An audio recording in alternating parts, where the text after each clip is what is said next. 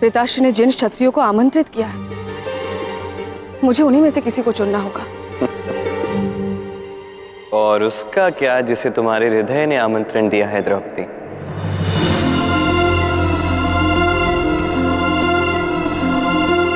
हर पूजा का एक मंतव्य होता है, उसे मांग लीजिए, आपकी पूजा संपन्न होगी।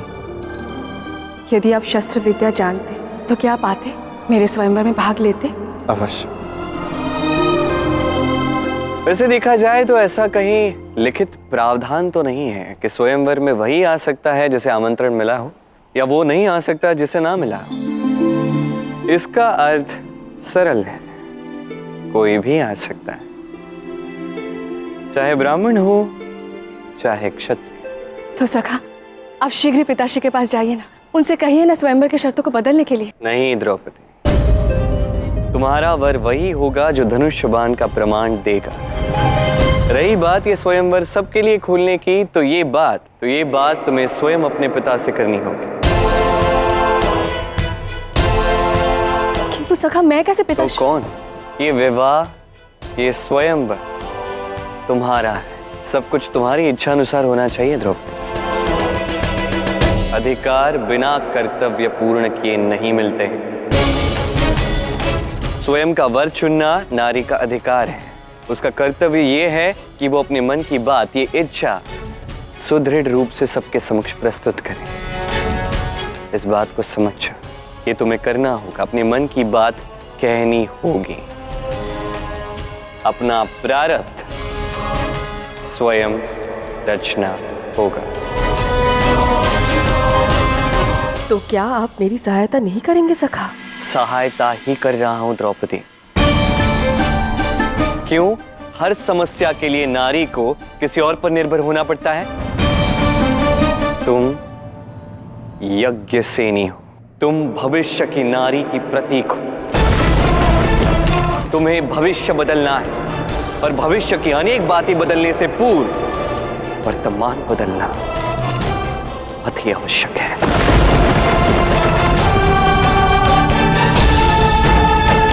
ये बात शीघ्र सीख लेना द्रौपदी।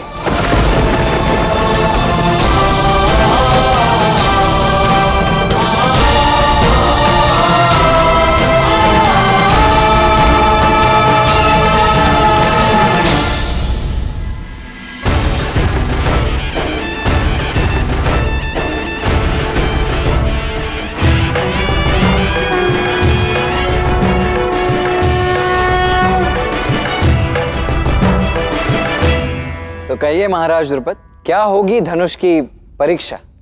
केवल इतना समझ लीजिए बलराम, धरती से आकाश को भेदना होगा।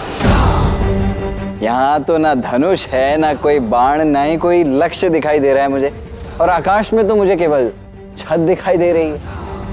तो यदि कोई प्रमाण दे भी तो ऐसे में क्या प्रमाण देगा, कहाँ देगा? महाराज द्रुपद अपनी पुत्री द्रौपदी के लिए कोई सामान्य वीर नहीं, इस ब्रह्मांड का सबसे बड़ा वीर चाहते हैं।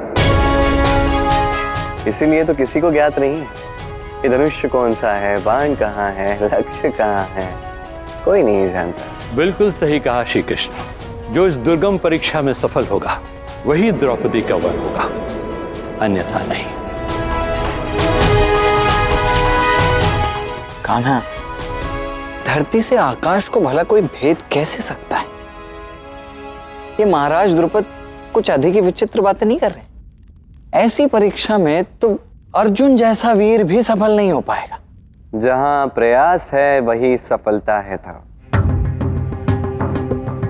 और जहां तक मैं अर्जुन को जानता हूं, अपने लक्ष्य प्राप्ति के लिए समस्त सामर्थ्य के साथ, पूरी निष्ठा के साथ अवश्य प्रयास करेगा।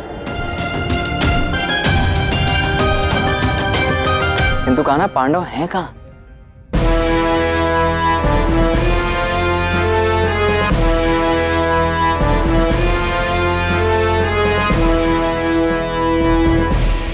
रुको, अंदर नहीं जा सकते हो। देखिए, हम स्वयंवर के लिए आए हैं। प्रजा के लिए दूसरा द्वार है, वहां से जाओ। ये तो लक्ष्य वाला मुख्य कक्ष का द्वार है। ये लक्ष्य है क्या? वो तो ऐसा है कि कोई भेद ही नहीं पाएगा। बड़े से बड़े क्षत्रिय भी इस लक्ष्य को भेद नहीं पाएंगे, किंतु तुम ठहरे ब्राह्मण, तुम्हें ये जानकर क्या करना है? तुम जानते हो कि किससे बात कर रहे हो? बात तो ऐसे कर रहे हो जैसे बहुत बड़े धनुर्धर हो ये ब्राह्मण। है कौन ये? भगवान परशुराम है या सर्वश्रेष्ठ धनुर्धर अर्जुन? चलो भाइयों, हम दूसरे द्वार से चलते हैं। हवन पूर्ण करके दक्षिणा लेके हमें शीघ्र वापस भी लौटना। चल।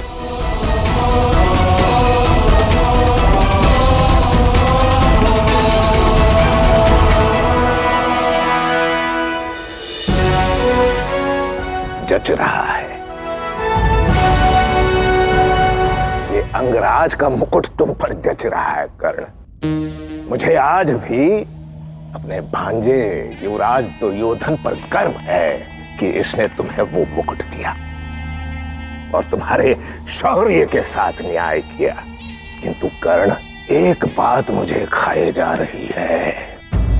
देखा तुमने, मल्ल युद्ध प्रतियोगिता के स्थान पर धनुष प्रतियोगिता हो रही है। क्यों? ताकि युवराज दुर्योधन द्रौपदी को जीत ना पाए। तो क्या हुआ मामा श्री? मैं ना सही, मेरा मित्र कर्ण जीतेगा पांचाली को। 100% भांजे। किंतु द्रौपदी की आवश्यकता तो हस्तिनापुर को है, ताकि द्रुपद से हस्तिनापुर सदैव सुरक्षित रहे। कर्ण, एक बात बताओ, तुम तुम्हारी जीत अर्थात द्रौपदी को अपने प्रिय मित्र युवराज दुर्योधन को समर्पित करोगे, मित्रता का ऋण चुकाओगे। मामा श्री, मित्रों में ऋण नहीं, स्नेह होता है, स्नेह। भांजे, तुम मेरी बात को समझ ही नहीं रहे हो। कर्ण क्षत्रिय नहीं है, क्षत्रिय बनना चाहता है। कर्ण, क्षत्रिय कभी किसी का ऋण नहीं रखता। तुम भी अपने मित्र का ऋण चुकाओगे ना? गांधार नरेश, क्षत्रिय तो क्या, किसी भी व्यक्ति को किसी भी तरह का ऋण नहीं रखना चाहिए। मित्र दुर्योधन, मैं तुम्हारा ऋणी नहीं हूं। यदि तुम अपने मित्र को उपहार में अंगराज्य दे सकते हो, तो क्या मैं ये साधारण सा स्वयंवर जीतकर तुम्हें द्रौपदी नहीं दे सकता? अवश्य दे सकते हो मित्र, बल्कि मैं तो चाहता हूं कि तुम ऐसा ही करो। वो अग्नि की भांति तेजस्वी द्रौपदी मेरी ही पटरानी बने। तब तो जीत निश्चित है। ऐसा कौन है यहाँ जो कर्ण के समक्ष स्वयंवर जीत सके? यदि कोई स्वयंवर जीतेगा तो वो केवल और केवल कर्ण होगा। बधाई हो, बधाई हो। अब तो पांचाल भी तुम्हारा और पांचाली भी तुम्हारी। भांजे, तुम्हारी जीत तो निश्चित हो गई। मैं भी अपनी जीत का प्रबंध करके आता हूं।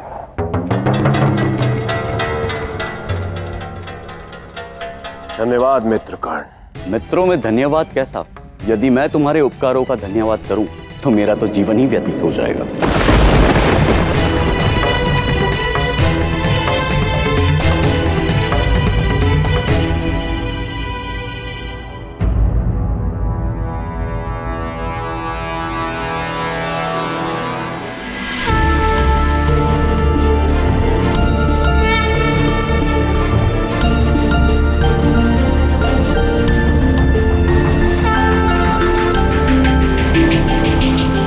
वासुदेव कृष्ण, आप यहाँ? हाँ, वैसे मैं कर्ण से मिलने आया था, पर आप भी यहाँ हो तो अच्छी ही बात है। बता देता हूँ, मैं यहाँ केवल राज अतिथि ही नहीं, इस स्वयंवर का यजमान भी हूँ और विशेष अतिथियों के लिए भोजन लाया। ग्रहण कर लीजिए। विशेष तो हम हैं, क्योंकि ये स्वयंवर हम ही जीतेंगे। किंतु मैंने तो भोजन कर लिया है वासुदेव कृष्ण। एक काम करो मित्रगण, ये भोजन तुम कर लो, मैं तुम्हें स्वयंवर में ही मिलता हूं।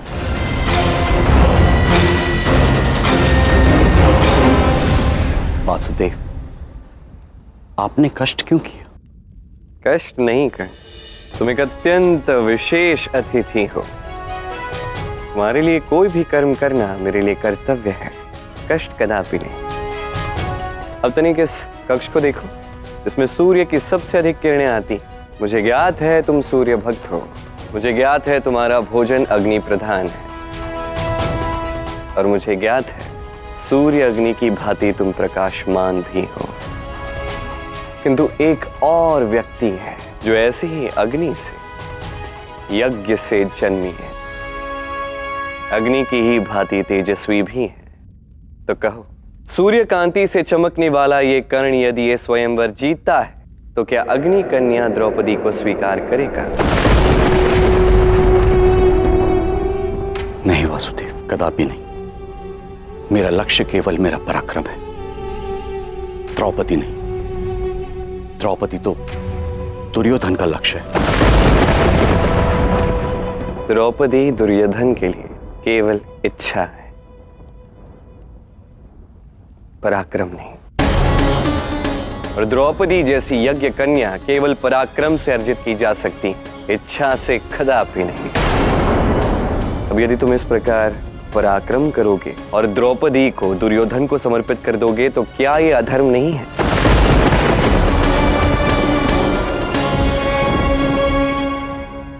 जब मेरे प्राण मेरे मित्र दुर्योधन के हैं, तो मेरी जीत उसकी क्यों नहीं हो सकती वासुदेव?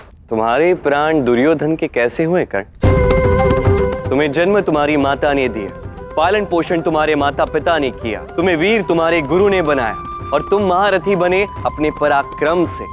दुर्योधन ने तुम्हें केवल एक राज्य दिया है और थोड़ा सम्मान, वो भी अपने स्वार्थ के लिए, ताकि वो तुम्हें पांडवों के समक्ष खड़ा कर सके। और कदाचित ये बात तुम भी भली भांति जानते हो, फिर इतना आभार क्यों? तुम्हारे प्राण उसके क्यों कर्ण? वासुदेव, एक वीर के लिए सम्मान ही सब कुछ होता है। एक समय था जब मैं धूल के समान तुच्छ था। मेरे समस्त वीरत्व के होते हुए भी मुझे उचित सम्मान प्राप्त नहीं हुआ, क्योंकि मैं सूत पुत्र था। सारा जगत मेरे विरुद्ध था, मुझ पर क्रुद्ध था, क्योंकि एक सूत पुत्र होकर मैंने धनुष की प्रत्यंचा संभालने का साहस कैसे किया। ऐसे समय जब अपमान और ग्लानि ने मेरे व्यक्तित्व को, मेरे अस्तित्व को तोड़ दिया था, तब दुर्योधन ने मुझसे मेरा वंश नहीं, मेरी वीरता देखी, मेरा कुल नहीं, मेरी कांति देखी, मेरे वर्ण का अपमान नहीं किया उसने, मेरे गुणों का सम्मान किया, मुझे राज मुकुट पहनाकर समाज में उचित स्थान दिया, मुझे वो सब दिया जो मैं चाहता था। अब उसे जो चाहिए मैं उसे अवश्य दूंगा। यदि उसकी मांग अनुचित होगी तब भी दोगे? मैं जो देखता हूं वो मित्रता की दृष्टि से देखता हूं। मेरे मित्र के लिए जो भी उचित है उसी में मेरा हित है। कोई भी भावना यदि अति हो जाए तो श्राप बन सकती है कर्ण। तुम्हारी वीरता हो या दान वीरता हो, अभिशाप सिद्ध हो सकती है। जीवन में कुछ व्यक्तिगत चयन व्यक्ति को करने होते हैं और उसका परिणाम भी उसी के पास आता है, अच्छा हो या बुरा। सोचना तुम्हें, ऐसे कब तक इस उपकार के बोझ तले तुम दबे रहोगे? तुम्हें स्वयं के व्यक्तित्व और स्वयं की पहचान पर ध्यान देना चाहिए। तुम्हें स्वयं के व्यक्तित्व पर गर्व होना चाहिए कर्ण, अन्यथा आजीवन, स्मरण रखना, आजीवन तुम इसी प्रकार इस उपकार के बोझ के तले दबे रहोगे। जो करना है सोच समझ कर करना, भावुक होकर नहीं। कि भावनाओं में भय कर लिए गए निर्णय कई बार न्याय संगत नहीं होते।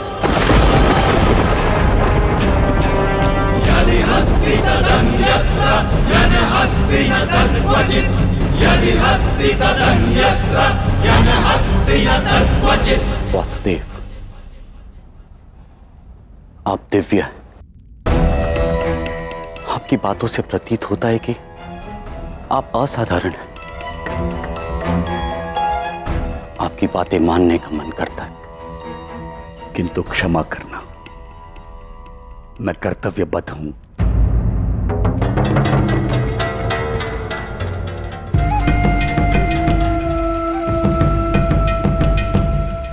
ये तो शिखंडिनी है, महामहिम भीष्म का पता। इसे यहाँ नहीं होना चाहिए, इसे होना चाहिए हस्तिनापुर में।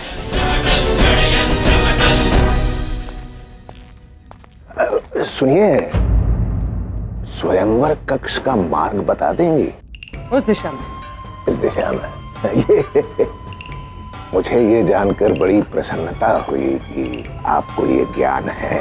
ये मेरा ही घर है तो मुझे तो इसका ज्ञान होगा ही ना। मैं भी कुछ लोगों को जानता हूँ जो अपने जीवन का लक्ष्य भूल चुके हैं। तुम्हें देखकर लगता है कि तुम भी अपने जीवन का लक्ष्य भूल चुकी हो, राजकुमारी शिखंडिनी।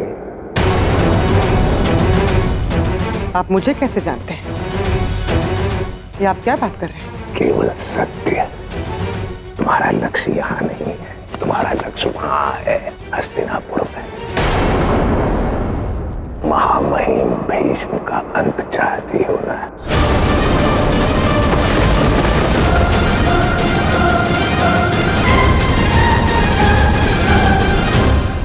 आप ये सब कैसे जानते हैं? आप है कौन? शकुनी, गांधार नरेश शकुनी। कापल्य में आज जितने भी योद्धा आए हुए हैं, कदापि वो वीर भी होंगे, शक्तिशाली भी होंगे, किंतु एक बात बड़े विश्वास के साथ कह सकता हूं, श्री वासुदेव कृष्ण के अतिरिक्त केवल मैं ही हूं जो इन योद्धाओं को जानता हूं। किंतु आप ये सब मुझे क्यों बता रहे हैं?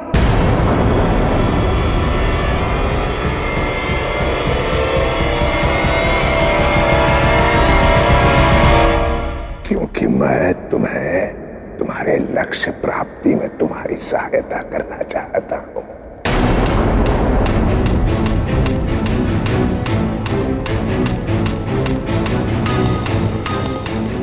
तुम्हें पांचाल से हस्तिनापुर ले जाना चाहता हूं, सीधे महामहिम भीष्म के सामने।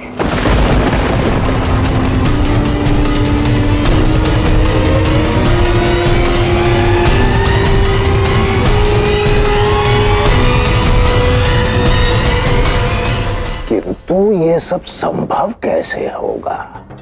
मार्ग है। ये संभव तब होगा जब द्रौपदी हस्तिनापुर आएगी, और यदि द्रौपदी हस्तिनापुर आती है तो द्रौपदी के संग संग तुम भी आओगे।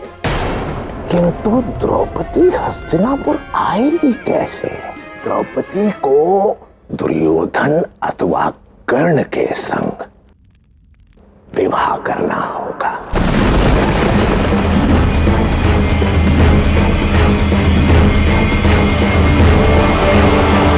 गांधार नरेश शकुनी, आपने ये सोच कैसे लिया कि मैं अपने लक्ष्य प्राप्ति के लिए द्रौपदी का विवाह दुर्योधन या कर्ण से करवा दूंगी? आप भूल गए, द्रौपदी मेरी बहन है और वो मुझे कितनी प्रिय है। मैं भूल गया था कि द्रौपदी तुम्हारी बहन है। मैं ये भी भूल गया कि बहन का संबंध जीवन के लक्ष्य प्राप्ति से बड़ा होता है। क्यों शिखंडिनी?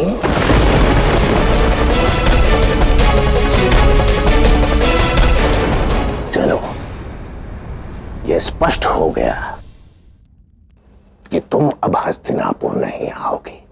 ये भी स्पष्ट हो गया कि तुम्हारी मंशा जो है ना, महामहिम भीष्म का अंत, वो मंशा पूर्ण नहीं होगी।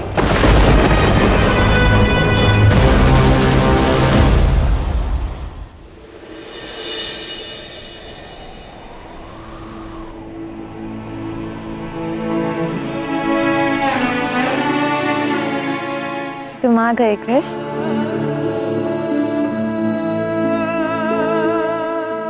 तुम कल निधि वन में थी, इसलिए तुम्हें दिए गए दंड के कारण तुम्हें एक पूरा दिन बिना अन्न और जल के व्यतीत करना होगा राधा। अयन ने तुम्हारे अन्न जल पर प्रतिबंध लगाया है। ना तुमने कुछ खाया है ना तुमने कुछ पिया है, फिर इस प्रसन्नता का कारण क्या है राधा? कृष्ण, मेरी प्रसन्नता का कारण है कृष्ण। इसलिए कभी कभी मेरा मन करता है एक क्षण में वो सारी पीड़ा, वो सारी यातना, वो हर एक अन्याय जो तुम पर हो रहा है, एक क्षण में उसे मिटा दो। इस समस्त संसार को, हर एक बरसाना वासी को बता दो कि मैं कौन हूं। मन करता है एक क्षण में तुम्हारे सारे संकट दूर कर दो। जानती हूँ कृष्ण, जिस प्रकार तुमने अनेक असुरों का, कंस का अंत किया है, उसी प्रकार तुम मेरे सभी संकटों का अंत कर सकते हो। किंतु तुम ऐसा नहीं करोगे कृष्ण, क्योंकि तुम इस समय धर्म स्थापना की राह पर अग्रसर हो। क्या तुमने किसी को बताया कि तुम ही धर्म हो? नहीं ना। चुटकी बजाकर इतने कार्य किए हैं तुमने। यदि तुम चाहो तो एक क्षण में चुटकी बजाकर धर्म स्थापना भी कर सकते हो, किंतु तुम ऐसा नहीं कर रहे। मुझे मेरी यात्रा की कष्ट भोगने दो। इस प्रकार मेरी यात्रा का अंत मत करो। मैं चाहती हूँ कि बरसाना के हर एक व्यक्ति का मन प्रेम से परिवर्तित हो, तभी मेरी यात्रा सार्थक होगी। किंतु हाँ, यदि तुम्हें मेरे लिए कुछ करना ही है तो केवल इतना करो कि शीघ्र अतिशीघ्र अपनी ये यात्रा पूर्ण कर लो, ताकि हम सदा सदा के लिए पुनः एक हो पाए। अवश्य करूंगा राधा। इस अंतिम यात्रा का अंत राधा कृष्ण के मिलन से ही होगा, और इस यात्रा का आरंभ होगा कल पांचाल में, पांचाली द्रौपदी के स्वयंवर से। कितनी भाग्यशाली है द्रौपदी, क्योंकि उसके स्वयंवर का संचालन तुम कर रहे हो। मेरे संचालन करने से कोई भाग्यशाली नहीं होगा। भाग्यशाली यदि कुछ है तो वो है वो काम्पिल्य की धरती, जहां पे ये महान स्वयंवर होगा।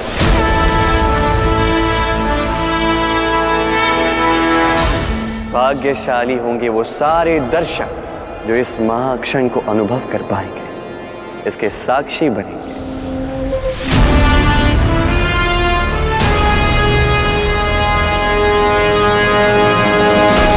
कल पांचाल में एक महा उत्सव होगा, एक ऐसा उत्सव जिसमें इस पृथ्वी का हर एक महान योद्धा आएगा। मार्ग है ये धर्म का, कृष्ण के सुकर्म का। ऐसा उत्सव जो ना पहले कभी हुआ ना आगे कभी होगा। ये समस्त ब्रह्मांड इस स्वयंवर को देखने आएगा। सारे देव देवियां ब्रह्म सभी इस क्षण के साक्षी होंगे। कृष्ण की लीला है, कृष्ण की ये स्वयंवर इस युग का सबसे महान स्वयंवर होगा। उद्धार का ये